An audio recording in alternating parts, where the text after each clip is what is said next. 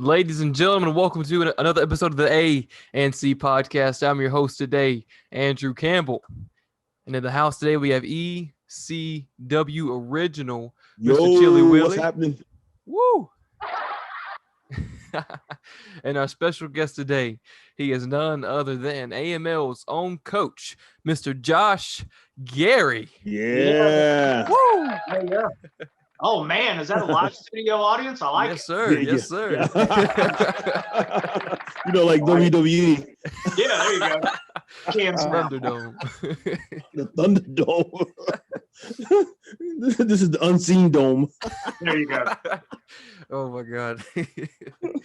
Josh, how you doing, man? Man, like I was saying earlier, man, just living a dream, moving forward towards goals, man. I mean, it's Friday, so no matter what happens, right? I can just say it's Friday, right? That's right. Right? That's right. Exactly. No shit. You know, thank God it's Friday. Yeah. Oh yeah. For sure. Heck yeah, dude.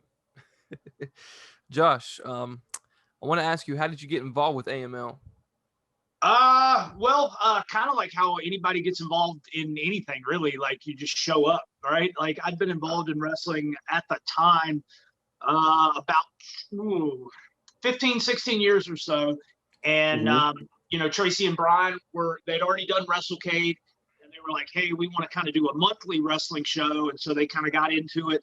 I had a separate training facility at the time. I was like, hey, do you mind if I come by and, you know, set up a table promoting the school? And they didn't have a school at the time. And they were like, yeah, sure. And so I did that. They rented my ring a few times for WrestleCade and just kind of built a personal relationship through a business relationship. And then George South was the original trainer. And he was driving, I mean, he was commuting from Charlotte. And he was like, you know, I can't keep doing that. You know, he's got grandkids and all that stuff or whatever. And so Tracy reached out to me and he was like, hey, you want the gig? And I had just closed down my school, was kind of going through a divorce. So it was just kind of like one of those like perfect timings. And I was like, yeah, sure. And that was, I think it was 3 years this past May. So wow, okay. Bigger and better and moving forward. So, you know, like I tell people, like you got to introduce yourself to people. You got to meet people. You got to network. You got to shake hands. You got to do all that stuff. And then you're not going to get an immediate return. But, you know, someday down the line, it may come back up and be like, hey, I remember that guy because he did this, or this, you know, and it just worked, you know. Nice. Good stuff. Good deal. I have a question. Josh, who trained you and how did you get started in pro wrestling? And also, the second question is who let the viewers know who are the owners of AML? Okay. All right. So, yeah. So let me do that one first. So, Tracy Myers is the owner, proprietor, guru, boss man, whatever you want to say, of AML. He had a dream. How long ago was this? 6-7 years ago, where he wanted to do like a Starcade type event the weekend after Thanksgiving. So they started WrestleCade. He was working. A guy worked for him, Brian Hawks. They got to talking. And they did WrestleCade, and then AML came out of it. And like I said, it just keeps getting bigger and better. So everybody's always like, who do I talk to? Well, those are the two guys. Don't send me direct messages. Don't send me emails trying to get booked. But people will still do it. Tracy Myers and Brian Hawks. But I will tell you, man, anybody in wrestling that has any kind of influence, their inbox and DM list, I mean, it's insane. So I tell people, show up, shake their hand, show your face. You know what I'm saying? Now, to answer your first question, this is kind of funny because when Andrew told me about, hey, we want to get you on, this is kind of the format, this is what we do, I was like, okay. So, Chili, you and I actually kind of have a connection, a couple of connections in wrestling together. So, obviously, I know you guys had C-Dub on here not too long ago, right? So, everybody knows what that connection is, right? You two at ECW. He's been with us at AML for forever, and I've known him for about 10 years now. I booked him for a show in like Raleigh or something, and we became friends. And of course, we always do. We do training stuff together and shows and stuff. But to answer your first question, the guy that originally trained me was Ken Spence. Okay. You know, in the Carolinas, you know, trained a lot of guys that I know, you know, Lumpy Warriors, Slick Rick, Terminators, the Storm Brothers. And one of the guys that I used to travel up and down the roads with early in my career was a buddy of yours, Willie G. Yeah, we just had Willie G on the other day. Yeah, Me and Willie G always, he has a fight. He does a Fight God podcast on MMA and all that stuff. Yeah, really good guy, real good guy. Yeah. And so I was kind of like, okay, all right, and that's just like we talked about earlier, meeting people and shaking hands and introducing. Like it really is a small world. So I was like, yeah, I'm gonna have to name drop Willie G for Chili Willie there. But yeah, originally trained with Ken Spence. You know, he's very old school way, very a lot of the mechanics type stuff. And then it was kind of OJT. You know, like you just kind of learn. You hop in the car, drive around. And it's kind of weird, but I learned more about wrestling after I became a coach than when I was an active wrestler. And, learn things like, of course, social media became a thing, the internet became bigger, so it was a lot easier to get that information. But I was like, man, I wish I'd known that stuff when I was like 20 years younger. But, it is, so I can go ahead and pass on those lessons now. But, I started in about 1999. And wrestled until about 2005, 2006, give or take. And it was just kind of one of those young and dumb, you going out and doing 50 million high spots in front of 15 people, not learning how to, pace it and, and what was your ring name? Let everyone know your ring name. Maybe people there. Oh gosh. So everything about me when I actively wrestled, I tell guys nowadays, don't do it, right? But I was Smoke, right? And everybody's like, okay, well, you want something unique. Well, if you Google wrestling and Smoke, it doesn't bring up anything about me. But I wore black. Typical indie stuff, right? I also wore the candy bottoms, which were real hot in the 90s, you know what I mean? So I tell guys, I'm like, you can go and see my old promo photos, go see old matches that have been transferred from 8-track or whatever, right? Do as I say, not as I do. Because a lot of the things I originally did, like, don't do that. You want to succeed more than I did. But yeah, Smoke and, like I said, I wrestled the Terminators, the Storm Brothers. I rode Slick Rick and Lumpy Warrior were two of the guys that kind of helped with the in-ring stuff with me. Love those guys, still talk to them to this day. Tommy Steele, I don't know if you remember him. He actually just passed away a couple months ago. Kind of sad, but we move forward. But learned a lot from those guys and learned a lot of what not to do, and still hang out with some of those guys to an extent to this day. So it is they say it takes a village to raise a child, and that's the same in pro wrestling too. Good shit. Good deal. Heck deal. Yeah, man. I want to pick your brain a little bit, Josh. Let's say somebody just had an interest in wrestling and they wanted to do it. What would you tell them? I will tell them the same thing that Mr. Anderson told one of my students. Don't do it. No, I'm just playing. All right. He legit gave that advice to one of my guys. He'd been in it for like 3 months, and his jaw just dropped and was like, really? But if you know anything about Ken Anderson, that's the type of humor he has. But awesome. But I tell guys, like, you got to have a passion for it to begin with, because if you're getting into it to be famous, if you're getting into it to make money or whatever, like, you're doing it for the wrong reasons, because you got to be a fan first, because you kind of have to already love it to even understand it. So most guys, they're like, oh yeah, I remember watching this match or this pay-per-view, and it's all I want to do and all that stuff. So, I hear that a lot, but I tell guys, like, you gotta get in shape. You have to be financially stable somewhat, like have a real job, even if it's working at Walmart. I don't care, like, have income coming in, because wrestling is an expensive hobby if that's how you want to do it, right? If you want to make it a career, even more so. You've got the wear and tear on your body, you've got training, you've got repairs and mileage and gas for your car, you've got gear, you've got promo picks. There's just so much stuff, and a lot of guys scraping by to just pay the $20 to $40 for their wrestling dues. So I tell them that, and I tell them straight up, like, I'm not going to sugarcoat it. You're probably not going to see a dime for your first 3 to 5 years. You're probably going to feel like you're spinning your wheels. You're not doing anything. You can't get ahead. You can't do anything right. But realize it's a process. Don't get frustrated with the process, and just try to surround yourself with as many people as possible. Go and learn from as many different people as you can. because there's no one right way, right? And so I just recently did a camp with C.W. Anderson, and he was like, Josh teaches how to run the ropes different than I do, but Josh's way isn't wrong, and my way is not right. It's like, you know, you just kind of take little bits and pieces. So I tell people that, you know, become real good friends with ibuprofen, Bengay, you know, all that good stuff. You're definitely going to need that. And, you know, just get in the habit of working out, eating right, doing all that stuff that you're going to need to do eventually anyway. Do it and learn it now when nobody knows who you are, so that you can kind of learn and get rid of the mistakes that everybody's going to make. Everybody's going to make. One of my biggest quotes: failure is nature's teacher. So plan to fail a lot to begin. You know what I mean? Sir.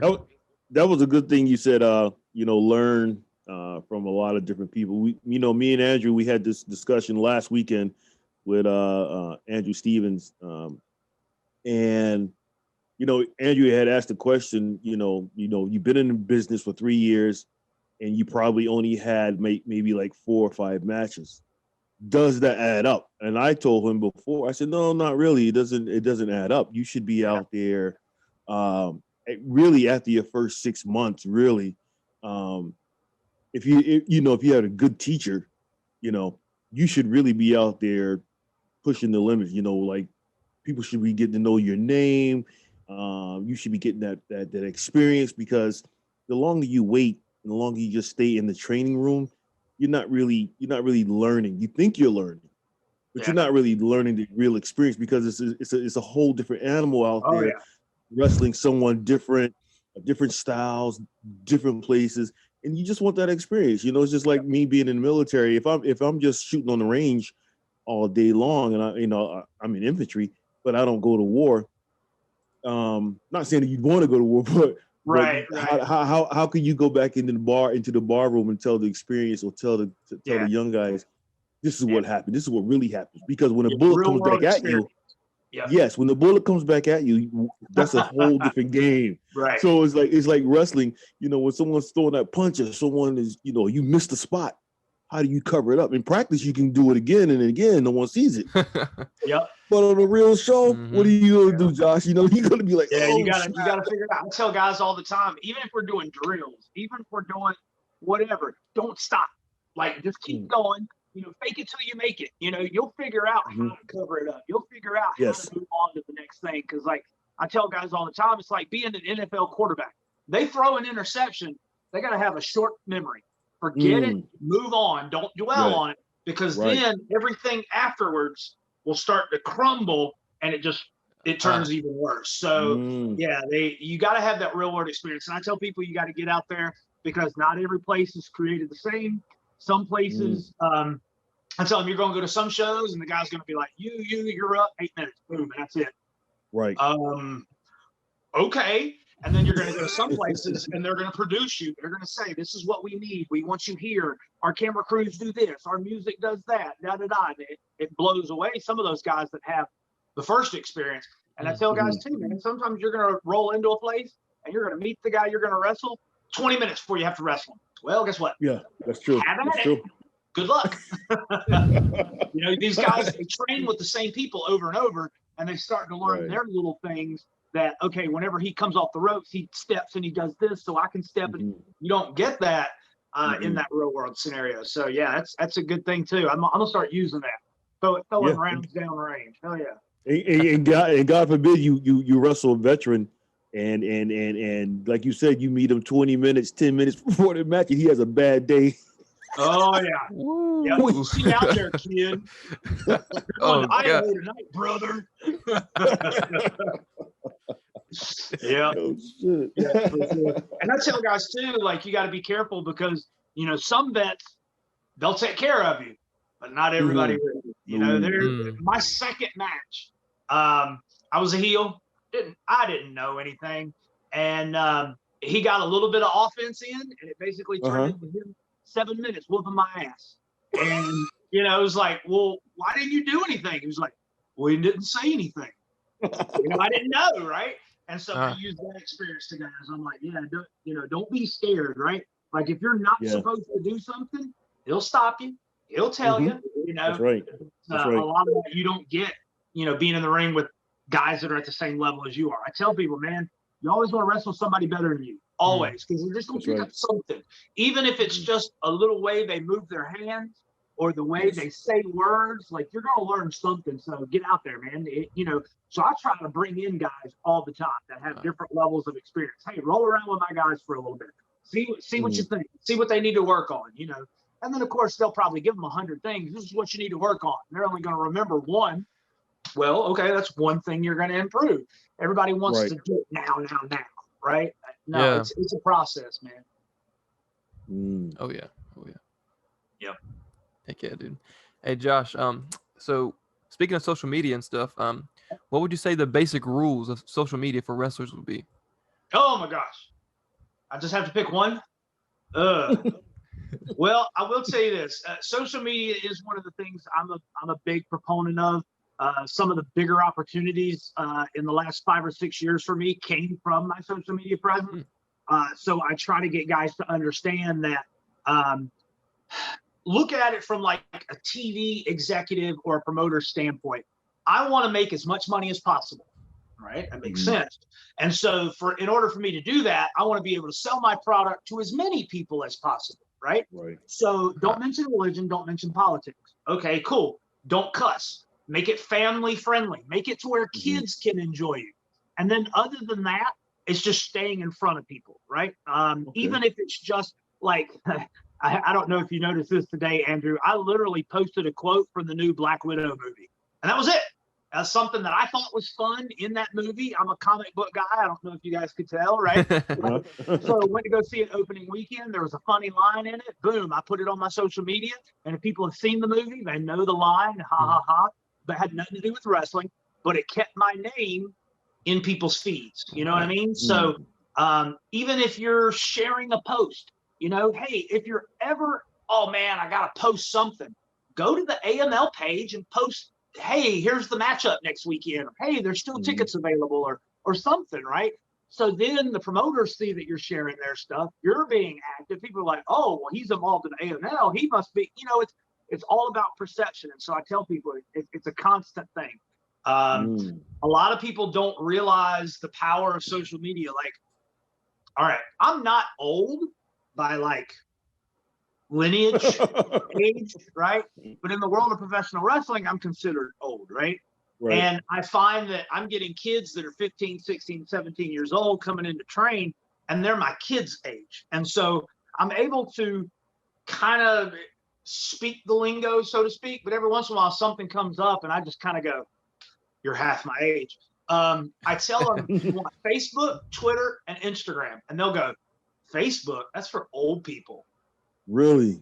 Is that what you just said to me? Like, but they don't understand because all of their friends are on Snapchat or TikTok or Instagram or whatever, and their parents are on Facebook, and so that's the view. And I'm like, well, guess what? The people that are going to be booking you to wrestle are on Facebook, so get a Facebook. Tell them, like, have those three.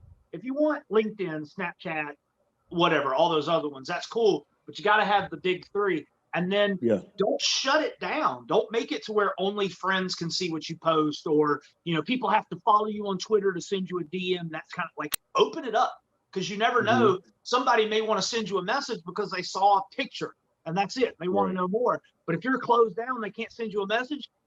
And there's hundreds of thousands just like you, so they're on to the next. So don't let those opportunities slip through. I know you said one, and that was more like 8 or 9, but it's all right. Oh no, that's good. That's good. That's good. That's good information. That's some good knowledge, because we live in a time now where I think that's where you have to incorporate social media into your training. Yes. You know what I mean? And you just said Facebook is old. That makes us feel like, you remember MySpace? Oh yeah. Dude, I still get emails from MySpace. I didn't even know. Are you serious? I still get emails. Yeah, Andrew, hush. Yeah. I still get MySpace emails. I know. Yeah, so that's good. That's good teaching, man. I want to have a question about your training. Who are some of the guys, the some of the young talent you have that you're training, that you're bringing up right now? Men and women. Yeah, so we've got, being in wrestling, people come and go. You get people that come in and they're there for a hot minute, and then you don't see them again. And then you get people that are there all the time, and you can tell they want it. We've got a couple guys that have been going for about 2 or 3 years. They're getting their first matches under their belt. So not really name recognition, but we've got this one guy, Calix Vane. He's got a pirate deal. He's got this big, long, majestic beard. Like everybody he meets comments on it, We've got a guy that you guys may have heard of. He's kind of been hitting the roads a little bit, Blackdish Jack. He is actually he is an individual. He got his name from Bill DeMott. We were at a camp, and Bill DeMott was like, you know what? You remind me of Cactus Jack, but you're black, so it's Blackdish Jack. And so he's like, okay. So he's incorporated flannel into what he does and stuff like that. And then we were doing some talent stuff at a convention, and Tommy Dreamer was there. And Tommy Dreamer was like, why do you dress like this? And Black just told him the whole spiel. And Tommy Dreamer goes, you're now my most favorite independent wrestler. And like guys tagged him on Twitter and all that stuff. Man. Like, it was great. Nice. But he's kind of this wild, crazy, full of personality type guy that people just gravitate towards. So Awesome. Nice. He's one. Maddie Max is another one of mine, but she's from several years ago. She after she left me, she became OVW Women's Champion. Nice. She was Queens of Combat Champion kind of before they shuttered their doors pre-pandemic. She got squashed by Nia Jax on Raw. So, she's kind of doing some things. She's kind of stepped off the gas of the wrestling a little bit, doing the college thing. I think she's like a mortgage broker now, but she still does some bookings and stuff. And, like I said, some guys that are fresh in. We had a couple of our guys actually get accepted to the WWE tryouts in Las Vegas next month. Okay. So maybe nice. that turns into something big. If not, it's a heck of an experience for them. Heck yeah. Yeah. And then, we've got guys, Timmy Lou Retton is one of the we know Timmy. Fantastic individual. Really, him and White Mike kind of put their foot on the national map with the Gymnasty Boys because of social media, and then really proved that they were actually pretty good talents. They split, went their separate ways, and Timmy's kind of changed up his look and his attitude. I saw that. Time, really got in the gym and heck yeah, been working hard. So, he's one of the guys we have in a lot. And then, Caprice Coleman's our current AML wrestling champion. Caprice. Caprice for years. We're both 29. So, it's, we've known each other a few years. He's great. And so my time in Ring of Honor was kind of allowed me to build that relationship with him as well. And, and all that stuff. So, we've definitely got those guys that we can say, hey, youngins, pay attention to this guy or pick this guy's brain or whatever. So even if they're not getting it all from me, they're getting it from somewhere. But, I'm surprised by the amount of guys that point to me and go, yeah, Josh knows what he's talking about, because I don't consider myself national level or, famous or whatever it may be, because, nobody thinks they're whatever, right? Because being humble is one of the things that gets you where you need to go. Because if you're walking around going, I'm hot shit, then no, you're not. You're the exact opposite. Nobody pays attention to you.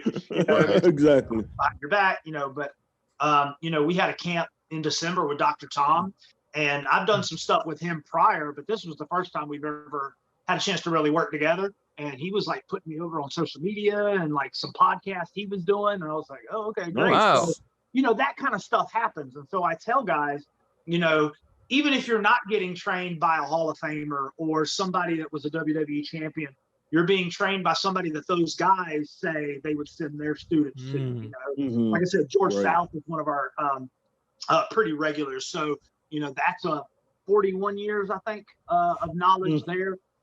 Going back to Georgia Championship Wrestling, Crockett Promotions, WCW, all that stuff. So, I was even young watching him. yeah, for real. And I mean, he's still going. And I'm going, George, you are 10 years older than, you're only a few years older than me. And you're still going at a high level. And he was like, you do just enough to tell the story. And it's blowing my mind. I still learn stuff to this day, just talking to guys that have been, even that have been in a shorter period than I have been. I learned stuff from guys students that are day one or week one, and they'll ask a question, and I'll go, I don't know, but I'm going to find the answer because that's a good question. I've never thought of it that way. So that's true. I tell people the day you stop learning is the day you die, and I'm not done living. So I'm going to learn something There you go, man. every day, you know? Heck yeah. Good shit. Heck yeah, dude. Good stuff. That's awesome. I want to ask you, Josh, if a wrestler's interested in getting signed to TV or just getting more bookings in general, what should that wrestler do? Biggest thing, like Chili said, man, you got to get out there. You got to wrestle people. You got to wrestle as many places as you can. Get your name out there. Get a buzz about yourself. People got to know who you are before they can want to put you on TV.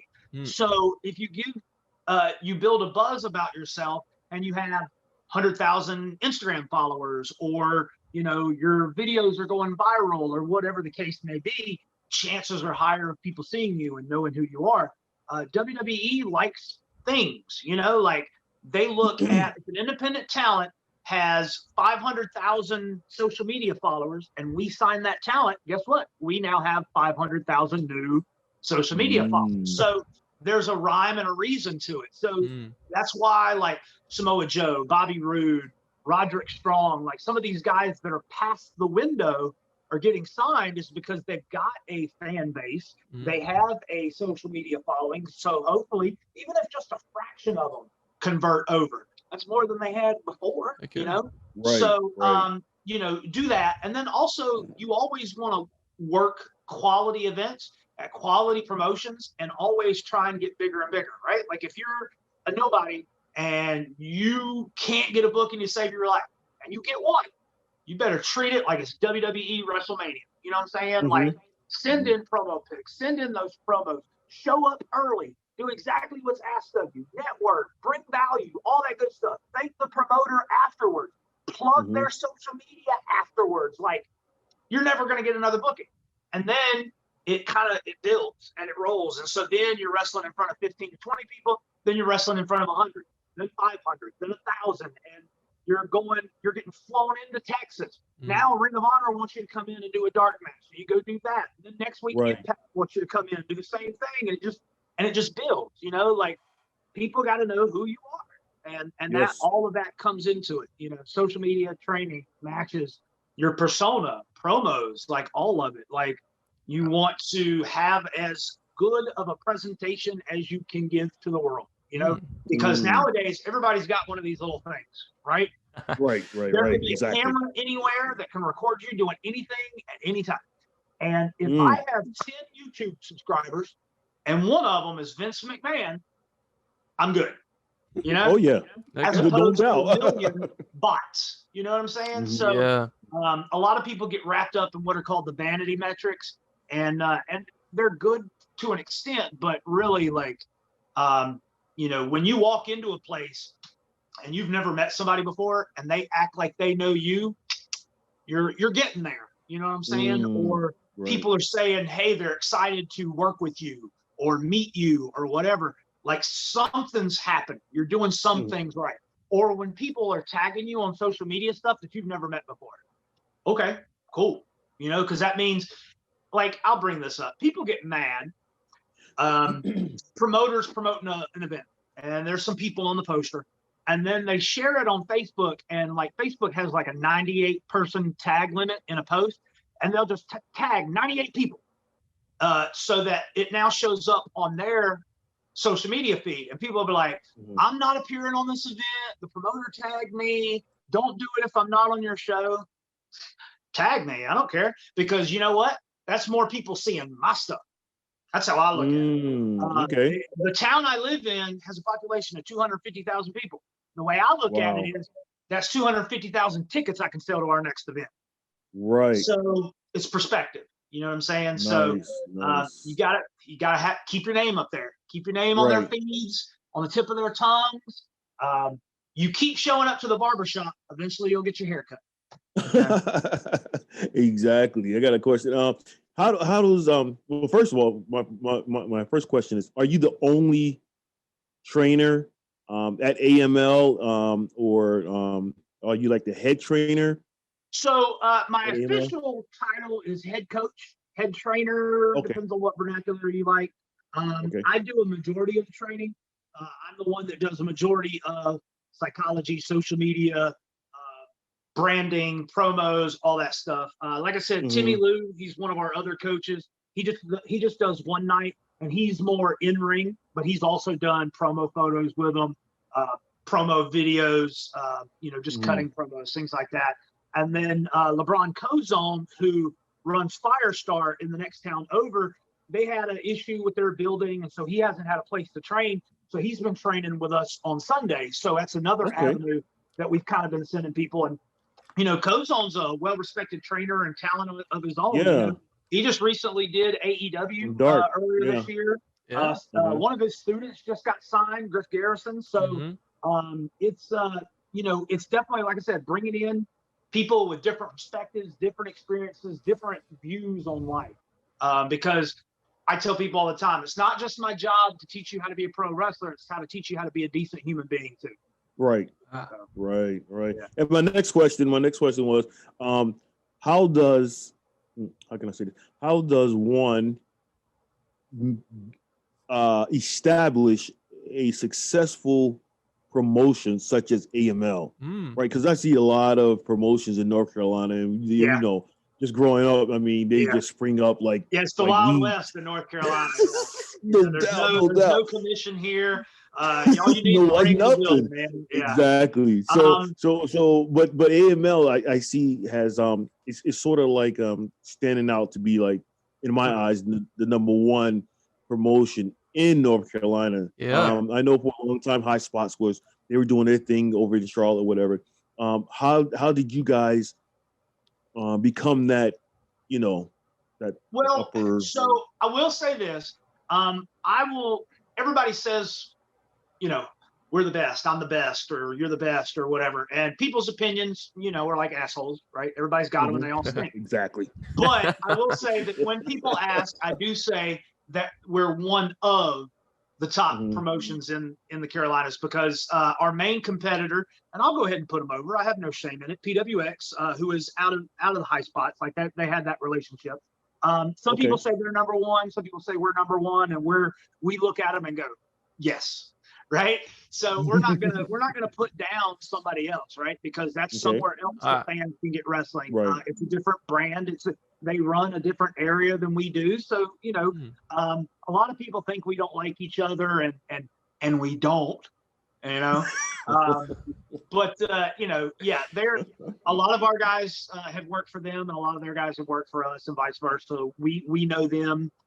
We're all friends on social media. So, but yeah, they are another high level one, and they do a similar thing that we do. You put on a quality product that looks like a quality product and gives people their money's worth, and they'll support you. You bring in talents that they want to see or look like talents, right? You're not, nothing against the guy that's 125 pounds with a pot belly and big arms, but you don't look like John Cena or the Undertaker. Right. You don't look like you could whoop a guy's ass. But we've got guys that we've got heavyweights, we've got cruiserweights, we've got fat guys, we've got body guys, all races, creeds, and colors, and that's kind of the thing behind it, right? If you try to pigeonhole your product into something, then you're going to limit the number of people that can enjoy your product. And so we pride ourselves on family friendly. Certain ages under a certain age get in free with a paying adult, because kids want to buy stuff and parents like to buy their kids stuff. And so, we make money in the process. But I think one of the things that kind of helped was Tracy Myers is a very astute businessman. And I tell people all the time, if it don't make sense to Tracy, it don't make sense. If that makes sense. Right. He's very much, if it's not going to make money or not make him money in the long term, he's not going to do it. So he's not going to do something just to do it. So there's been several times people have been like, bring in so-and-so, or I want to see so-and-so, and the money doesn't work. And so we don't. Maybe it'll happen at a later date. Maybe something else will happen. We got to sell meet and greets, or we've got to, you've got to, I'm bringing you in to wrestle, but I also expect you to do this, this, and this. And if you can't do this, this, and this, I'll go to the next person who will. So it's a team dynamic. So we all put effort to put on the best product possible. and consistency. Guys come in, our setup has, you walk in and it's like, there's the ring, there's the lights, there's the truss, there's the entrance. I mean, it's higher level production than Billy Joe Bob's BFE wrestling. You know what I mean? Like from the middle of nowhere where you walk in and the apron skirts are sagging and there's holes in the turnbuckle pads and, there's tape on the canvas. It's just a different feel. Yeah. There's nothing wrong with those promotions either, because I send a lot of my guys to those promotions to get that experience you were talking about. So there's a place at the table for everybody. I mean, like you said, you can throw a rock and hit a promotion in North Carolina, but they also have a purpose. And but yeah, if you want to be the best, it's like, okay, there's some promotions in the state that, like, in their advertising will say the best wrestling in North Carolina, and I look at it and I go, no, you're not. But I'm not going to say that on their post, because why? The New York Yankees don't give a damn about the softball league down the street, So we don't, whatever, they are what they are. They have an audience. They serve their audience. We'll send students their way to give them talent and stuff. But, their guys will come to us and be like, hey, what does it take to get on AML? I'll tell you the same thing I tell everybody else. Meet the promoters and the bookers, shake their hand, be decent in the ring, have a look, share the stuff, have a social media presence, come to camps, come to training, like everything that you got to do to get on anywhere else. Like you go to these mud shows and you're like, hey, I got my stuff. And the promoter can't tell you no. So he's like, okay, you're in a 10-man scramble. Oh, yeah, okay. And it's like everybody that came to put the ring together gets on the show. It's not like that. It's very, each match has a place on the card. The card is set in a particular order to build and tell the stories and all that. So it's just because you show up doesn't mean you're going to get on. Now, there have been people that have showed up repeatedly and put in the work and showed value and got opportunities. And all they see is that one time and think, oh, that's all it is. Like, no, that dude came for like 2 years straight and finally got an opportunity and knocked it out of the park. He didn't come in there and like trip over the bottom rope and, people left during his match. Then, we don't invite those people back. So quality is probably long answer, but here's the short one. Quality is probably it. You screen the wrestlers before they enter AML. Like say for instance, Andrew was coming in. You didn't really know Andrew.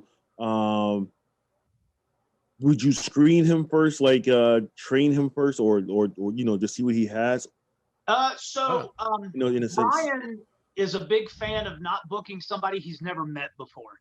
And and I agree with that, because you can be a heck of a talent in ring, and if you're a shitty human being, I don't want to work with you. And I get that. There are very few people in wrestling that I've met that I can't get along with. And one of them currently makes a lot more money in wrestling than I do. So, whatever. Talent sometimes can overshadow a crappy personality, but why take that chance, And so being somebody that's willing to go the extra mile, do the work that's needed, do the stuff that they're not getting paid for will go a lot further than just coming in, showing up, wrestling, and leaving. But, it depends, right? Like, I've had guys message him directly, and there's just something about him. The way maybe it was he had his first cup of coffee already in the morning when he read their message, or their promo pic just popped out, or somebody on our roster already put them over, or something like that, where he's booked them and never met them before. But it's a pretty rare occurrence. So it's one of those, come and help out. We've had guys on our Future Stars, which is a brand that we started as kind of like a developmental league, which Tracy hates to hear it called that, but that's how people looked at it. But there were so many people trying to get onto AML that we were able to fill our Future Stars events like that. And now there's people knocking on the door trying to get on Future Stars, and it's like, oh, now we got to create a third brand. But now we're able to, okay, let's put you on Future Stars. Let's see what you got, because Future Stars is in our training facility. We can maybe get 100, maybe 125 people in there. Nice. If you stink up the joint, it's only 100 and 125 people. If you think up the joint at an AML event, it could be 1,000 people. And so it's like, But if you come in and you knock it out of the park, okay, we'll bring you back, see how you do. We've had a couple guys that kind of started off doing Future Stars as kind of like a let's see what you got, and they've done some main AML shows for us as well. So, Awesome. like I said, it's not everybody's path's the same. And like I said, some guys just jump off the page where we go, we got to book this guy.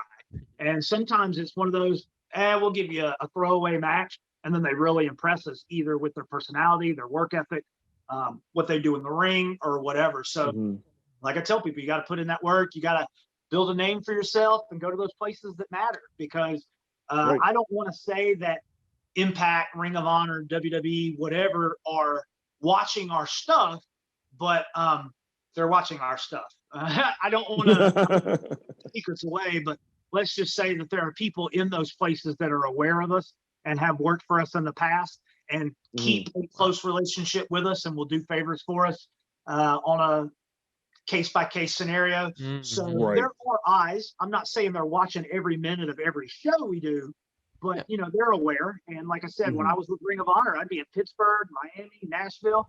Guys going, how do I get on AML? What? You're like 4 states away, but okay. Man. Yeah. Nice. Yep. Good deal. Josh, I want to ask you about this awesome wrestling collection behind you, dude. Yes, sir. I'm just telling you, it's a fraction. And I got the little like reverse camera thing going on, so you like the stuff's backwards like it's in a mirror. But yeah, I kind of picked up stuff just here and there. Just I've got kids and they've gone in and out of liking wrestling. And so one year maybe they got wrestling toys for Christmas. The next year they don't like wrestling. And so I'm like, well, wrestling toys. And then some of it's stuff that I picked up, like I got the G1 Supercard hat when Ring of Honor was at Madison Square Garden. There's a 4 Horsemen scarf from Jim Crockett. Like, that's what I grew up on. So I pulled that. Yeah, nice. But yeah, there's just random stuff. Like there's AEW stuff, there's Impact stuff.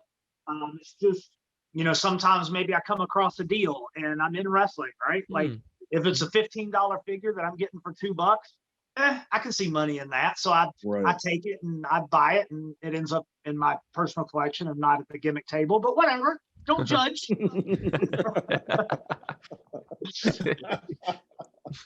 Nice, good shit. Your AML.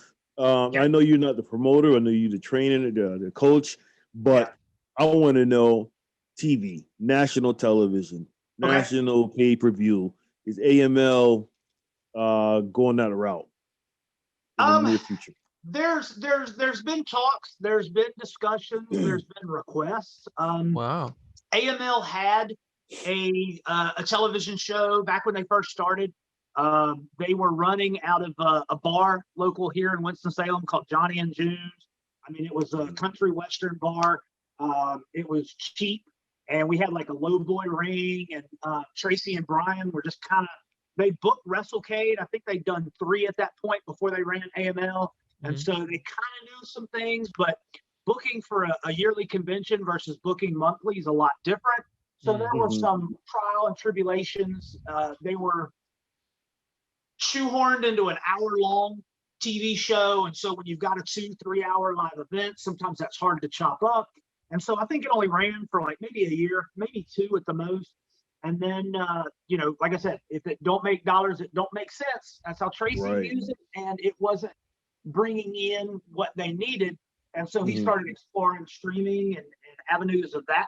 So we are, the technology changes. So I may misspeak, but don't hold me to that. There is the AML Wrestling Network. And I think we're a part of the High Spots Network.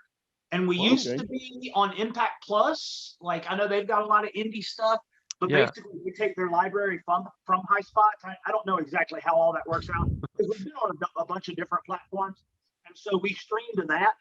The WrestleCade, the main like super show that we do on Saturday night, that gets streamed live on Fight TV. So we've had a relationship with Fight before.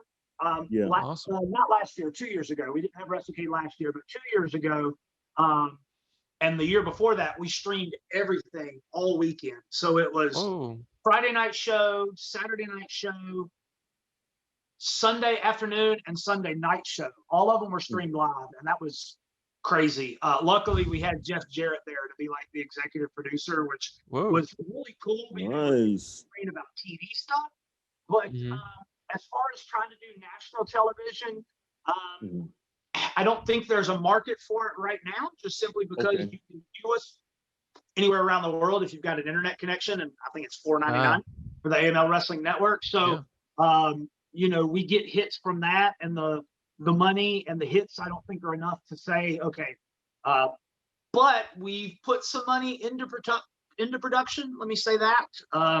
Camera equipment, we've got a production crew that does pretty well, graphics, lighting, stuff like that. And then our future stars have kind of started to have an uptick in interest, and so we've upped the production on those. Those are going to start streaming if they're not already, with commentary and all that other stuff. So bigger and better, but you know, we don't want to get too big for our britches, as they say down here. Yeah. You guys doing a hell of a job. Heck yeah, man. Appreciate it. Hell of a job. So. Josh, I want to ask you, man, what advice do you have for somebody looking for advice on psychology in a wrestling match? Okay. Man, you've been talking to me long enough. You know, they're not short answers. That one's a tough one. That one's tough because, like I said, I came up in the 90s as far as learning wrestling and learning psychology and how to work and all that. And so I still, like, you watch the Stone Cold Steve Austin, the Broken Skull sessions, and he's got like Ric Flair on there and the Undertaker. And sometimes it's kind of hard for them to pull back the curtain. And sometimes it's that way for me too. So how about this? I will answer it in a way that somebody that gets me or gets wrestling will understand, but somebody that hasn't had any training probably won't. Okay. So the way I look at it is, bring psychology is, if it doesn't make sense, don't do it. And a lot of guys get so wrapped up in, cause it's wrestling, that they forget, like, okay, you just hit homeboy with a big move. Why are you picking him up to hit him with another one? You hit him with a big move, he's down on the mat. Guess what? That's where you win the match. So pin him, then he kicks out and gets to his feet, then you can do the other big move, right? So guys get lost in that, right? We play too much 2K, where you do a move to a guy, and because of the mechanics of the game, you know he's going to kick out. So you pick him up and you grapple him and you do another big move. Pick him up, grapple him, do another big move. And guys think that that's how you wrestle, and it not always, right? So doing stuff organically sometimes is one of the hardest things to learn about that. But learning how to tell a story, how do we get from point A to point B? Like, if I'm wrestling Chili Willy, Chili Willy's going to whip my ass. You know, I am not as big as I used to be, and Chili's still in pretty good shape. So, my psychology going into that is I'm gonna duck and move as much as my withered old ass can, to try and wear him down, because I know if he gets one hit on me, I'm gonna go down. So then maybe he does get that one hit on me, and now I'm down, and the rest of the match is, how do I get back to my feet to get back to my game plan? And he realizes that as well. So he's trying to get power moves, kind of deal, right? So guys get so wrapped up in wanting to do whirly gig 950 off the top rope to the outside that they're like, okay, but why? What? Like, okay, I do commentary for AML as well. And so one of the biggest things that I always say, it's one of my like little phrases, is he's moving to the high end district. And then the guy will do something off the top rope, and the guy will move, and I'll go, oh, there was no water in the pool for, you know, whoever. and it's kind of a way to me, you know, add color to what they're doing. But at the same time, it's like, why did the guy go up top? Because you know, he was whooping dude's tail from ring post to ring post. Why did he go up top? Because now he's missed, and now he's in a position to where, I thought it looked cool. Well, you know what, I tell guys, if you're ever in a pro wrestling locker room and you hear, hey, you know what'd be cool? Chances are what is about to come out of their mouth is the exact opposite of cool, right? Because when you're putting stuff in your match to be cool, that's not what wrestling's about. So if it doesn't make sense, don't do it. You know, guys will get punched in the mouth, like in tag matches. oh, I don't have a lot of hair, but I want to pull out what I got left, is it'll be a tag match. And one guy will run over to the guy standing on the apron and punch him in the mouth. And the guy will just go back to hanging on the ropes. He just punched you in the mouth. Go get him. What are you doing? Let the ref come in. Yeah, exactly. Yeah, and it just blows my mind because guys get so wrapped up. Like, I'm not supposed to come in now. So react. My guys had a training match last night, and one of the guys was doing like chicken shit heel, like not wanting to start the match kind of stuff. Mm-hmm. And then when they were done, I asked the guy that was going against him, I was like, how'd that make you feel? And he was like, I don't know. It's getting a little frustrated because I was wanting to go ahead and wrestle. And I was like, exactly. So why did I not see that on your face? You were frustrated. Show me. And he was like, well, I didn't think you were legit frustrated. Show it. You know, like they get so wrapped up in it, you know, and so that's why I try to tell guys. But you got to learn beginning of the match moves, into the match moves. Don't get them twisted. You know, we're not going to do an arm wringer right after the comeback, you know, and you're not going to do a tombstone first move of the match. So it's like, but that is one of those things that is so hard to understand. I know guys that have been doing it for 10, 15 years and still don't get it. And it's one of those that, like, I tell students, and I'll like break it down even more because they pay for classes. And so I'll explain it to them in more detail, and I'll see they're like, yeah, I get it. And I go, you know what's so funny? You understand the words that are coming out of my mouth, but you don't understand the idea that those words are describing, you know? And you may think you understand what I'm saying, but you don't, because then you go and do a practice match, and everything I talked about, you didn't do. So I know you don't get it. And you'll be doing the most non-wrestling related thing, and all of a sudden you'll go, oh my God, I get it. Oh my God, how could I have not seen that before now? And I call them the light bulb moments. And psychology is one of those, man. And I tell people, just go and hear from it. Hear the same things that I'm telling you from as many different people as you can, because maybe someday one person is going to say it just the right way. Maybe they use a different word or a different adjective than I do, and it's going to click.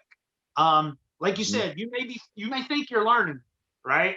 But sometimes you're not. You're kind of spinning your wheels. So you got to get out. You got to go learn, go different places. You know, like I told guys, man, when I was learning how to be a better coach, I traveled more than guys that were trying to be on TV. You know, like I was up with Danny Cage at the Monster Factory like 3 or 4 times a year. I was paying for camps out of my own pocket for me to learn how he teaches. Ooh, he's got a guest coach I've never met before. I want to learn from that guy. I was doing guest coaching down at schools down in Florida. I made an Orlando, Tampa, Miami loop. And if you've ever been to Florida, you know that's not a small loop. Right. Like, you know, how can I teach people better? And I've learned from some amazing people. And here we go. I like this. One of my favorite people in wrestling, and I'm going to tell him that I put him over. Ray Lloyd, love that guy. He is a mountain of positivity. And if you ever have a bad day, just talk to him for 5 minutes. Like, I love the guy to death. But he has a thing, and he says, I don't drop names to impress you. I drop names to impress upon you the importance of the lesson. And I love that, because I'll tell guys all the time, hey, Matt Sydal showed me this. Hey, Delirious showed me this. Hey, you know, insert name showed me this. And they're like, oh, coach is just trying to name drop. And then I go, I say that same thing. And they go, damn, he's right. Yes, I know I'm right. That's what I'm saying. But yeah, it's, you know, it's one of those things that, like, we could be here for an entire hour just talking about psychology, and, you know, a fraction of the people are going to get it, you know? Yeah. Well, what do you think about today's psychology versus, let's see, 80s, 90s, psychology? Is it the same, or is it different in your opinion? Yes and no. It is the same, because telling a story never gets old. It's just the moves or the words that we use in our story are different, right? Because, like, everybody goes, oh, well, back in the day, you would sit in a headlock for 10 minutes. And No, you go back and watch that. They didn't sit in a headlock for 10 minutes, unless you're talking about like 40s and 50s. But you go back 60s and 70s, they didn't sit in moves that long. But they didn't take as many bumps. They didn't do as many flips. Where you have that more now, because I tell guys, you always want to raise the bar. Well, eventually, like, you can't raise it anymore. And now everything is at that level and you can't go back down. Maybe not, because Triple H and NXT brought back the squash match. They would have indie guys come in and get squashed by the NXT guys. And then you started seeing them on Raw and SmackDown. You see them on AEW. You see them on Impact. Like, we brought back squash matches. So I think you can't put all the toothpaste back in the tube, but you can recondition things, right? Because prior to the Monday Night Wars, you didn't have top guy versus top guy. You didn't see that on TV because you had to pay money to see the top guys. And so you would see just squash matches. Well, then they were fighting over ratings. So it was top guy versus top guy. Well, people get accustomed to that. They want to keep seeing it. So that's why you've had Cena Orton 38 or whatever, right? Because you only have so many combinations that you can do, because eventually it starts to get old and you got to find somebody new. And everybody's like, why are they firing so-and-so talent? He could be top tier. Well, maybe it's just not what they need right now. Hell, Samoa Joe was fired for a whole, 3 months, right? Don't take those things for granted. People complain about AEW. Oh, there's no psychology. And I'm like, well, yeah, there is. It just depends on who you're looking at, because it's just like your curtain jerkers aren't going to have as good a psychology as your main eventers. Same thing on television. You know what I'm saying? Like, a lot of the talents at AEW prior to AEW were independent guys.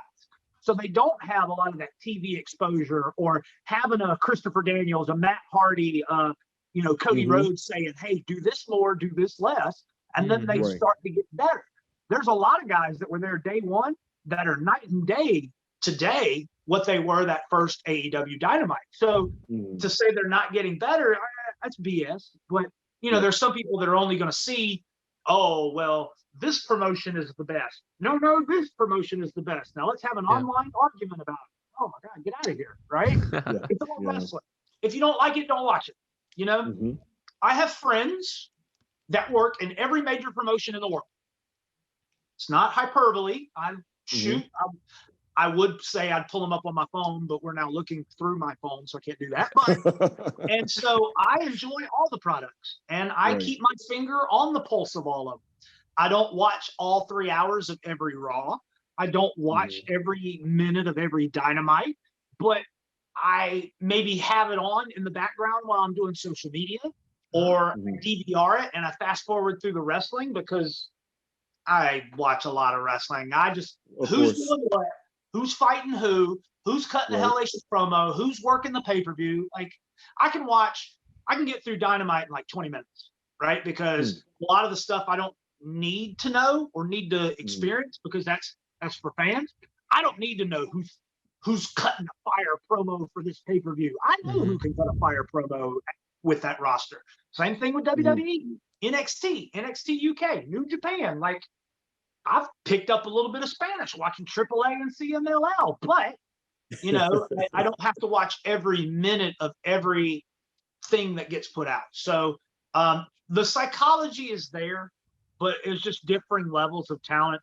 Like, you go back and watch some of the stuff from Crockett NWA, like what I grew up on, 85 to 89 Crockett NWA, best era ever. Fight me if you don't believe me. Gotta be. Yes. I'm with you on that one, brother. But you go back and, like, I would go back and watch the old Saturday night World Championship Wrestling from that studio in Atlanta.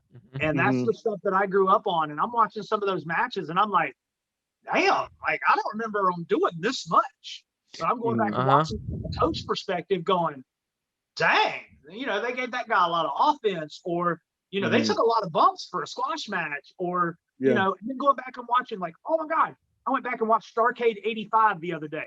Holy crap. They say red equals green. Everybody must have wanted to get paid on that show. Lord. There was one dude that didn't gig. It was crazy. But they did do a lot of stuff that you're like, people look at wrestling with rose-colored glasses. You go and we have fond memories of what the Monday Night Wars was, but you go back and you watch some of that stuff, and some of that stuff didn't age well.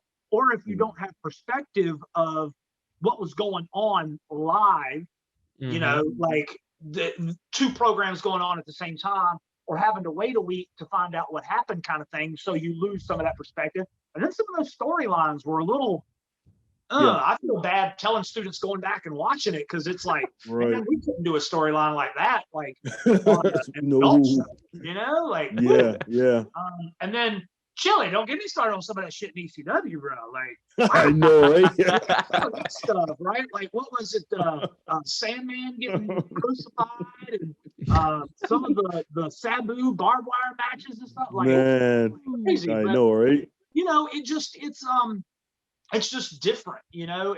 I don't want to say it's not there. There are some people that only listen to Jim Cornette and they regurgitate what Jim Cornette says. Now, I love Jim Cornette and is a wealth of knowledge. And regardless of what you think about him, you can still learn a lot from him. And I do every day. But he has his opinions on what's good and what's not. But some people are like, oh, well, he just hates on AEW because of whatever. And it's like, no, if you kind of listen to him, he hates on the things they do wrong, but then he also says, here's what they could have done to make it better. So it's not that he hates wrestling, as I've heard some people say. There are some people like, oh, WWE is horrible. I can't watch it anymore. Their ratings suck. And it was like, dude, WWE doesn't give a about ratings for like the last 10 years, because it's all online, internet, streaming. That's true. Right now. They don't care if there's 300,000 people watching it on cable. What's cable? Right? So people put too much into ratings, you know, because back in the Monday Night Wars, ratings was who was better. And so people just have to just reprogram themselves. But the basics still work. You know, I tell guys, when I teach guys how to put a match together and have psychology, I teach it with very basic shit, like headlock takeover, hip toss, maybe a body slam is the biggest thing I have them do, so they understand in-ring movement, how to feed, why you do things when you do. But because when I was with Ring of Honor, the 3 words got said a lot at their camps, tryouts, dojo things, whatever you want to call them, is story, emotion, and character. If you don't have those, people don't care. It's just 2 guys doing moves to each other, or 4 guys, or however many people you've got. So you have to have those elements. Because I tell people all the time, right? WrestleMania, what was it, 27, Ric Flair, Shawn Michaels retirement match, right? What move did Shawn Michaels do at 4 minutes and 17 minutes into the match? I don't know, but everybody remembers the finish. I'm sorry, I love you, thank you, right? Because of how it made you feel, because of the characters involved, the storyline, and the emotion in that moment. It's burned in the brain. You know, the small package or the clothesline, that's just a word in the story, you know? So I tell that to people, and then they go, oh, I never thought of it that way. And I was like, oh, that's why you've been wrestling on mud shows. No, I'm just playing. But, you got to learn it somehow, right? And, you know, you tell people the stories and you get people emotionally invested, because that's what makes them come back the next time. And that's why, you know, you asked me earlier what makes AML so popular and so strong, is that there's that consistency. We create those moments or create those characters that make people go, man, I want to come back and watch that guy either kick some ass or get his ass kicked, you know? And then you just, sometimes it can be hard to do it from event to event, but that's kind of, I think all of us combined kind of have some creative input on that about, hey, why don't we do this? Why don't we try that? And I think it works. So telling stories will never go out of style. You know, I mean, even USC, they cut promos and they have elements of pro wrestling in their stuff, because it's true. You know, it's not just the fights anymore. You know, one of the most watched UFC star, Conor McGregor. Or whatever happened to him, right?